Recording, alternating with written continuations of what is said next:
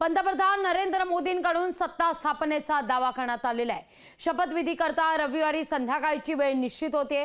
रविवारी मोदी सरकारचा शपथविधी होणार आहे। मोदी नव्या सरकारचे नवे कॅप्टन असतील।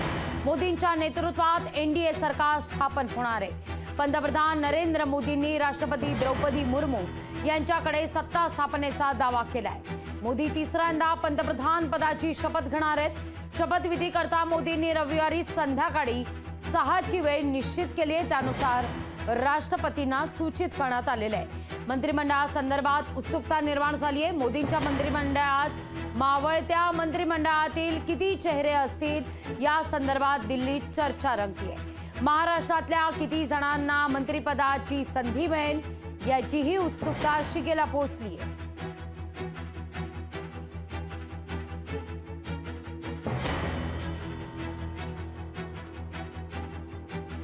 तर महाराष्ट्रातील मंत्रिपदासाठी चर्चेत असलेली नावं आपण पाहतोय। नितीन गडकरी, पीयूष गोयल, नारायण राणे यांना मंत्रिपद मिळू शकतं।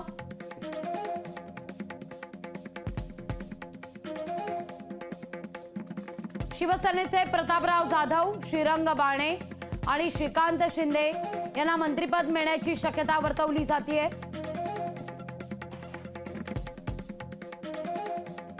सुनील तटकरे, प्रफुल्ल पटेल यांना देखील मंत्रिपद दिलं जाऊ शकतं। ही देखील नावं सध्या आघाडीवर आहेत या ठिकाणी राष्ट्रवादीकडून।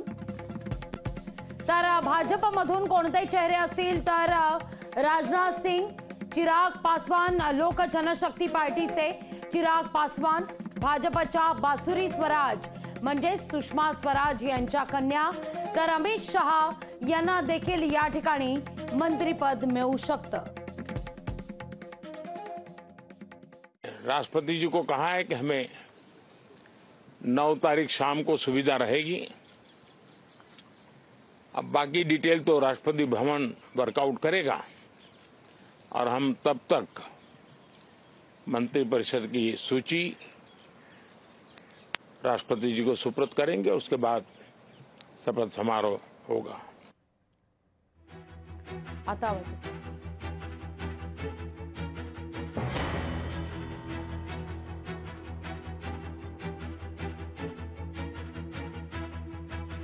पण पाहतोय आता नरेंद्र मोदी यांनी या सगळ्या संदर्भात काय स्पष्टीकरण दिलेलं आहे। पंतप्रधान नरेंद्र मोदींकडून सत्ता स्थापनेचा दावा करण्यात येतोय।